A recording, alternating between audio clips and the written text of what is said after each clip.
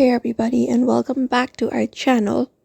If you want to enable the professional dashboard on your Facebook page and you are wondering how to do so, in today's video we are going to guide you through the process for that. So without any delay, let's just dive right in and get started. Open up the Facebook application for that. And once you open up your Facebook application, what you need to do is tap on your profile picture, name, or go to your main profile by tapping on the menu at the top, and then selecting up your profile option from here. And then once you select up your profile, from the space right here, you need to find the menu. Tap on the three dots located next to your profile, so tap on it. And once you tap on it, a menu appears on your screen, and within profile settings, you just need to look out for this option called turn on professional mode. So just go over and tap on it, and you need to follow the prompts and the professional dashboard will be enabled on your Facebook page. So tap on turn on once that is done.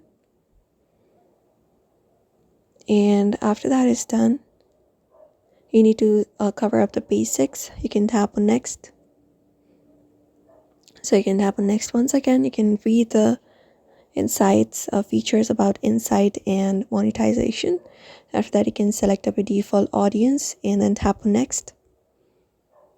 And once that is done, you can use friend default audience settings. You can tap on confirm, and you can just go and tap on next once again.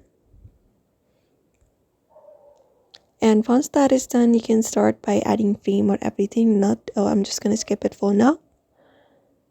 And just go over and you are ready to start using a professional mode. Now, if you want to view it, you can tap on this option called go to professional dashboard. And your dashboard appears on your screen. And there we go. So you can just go over and refresh your Facebook page for that. Open up Facebook once again. And then just head over to your profile. And the professional dashboard should appear on your screen.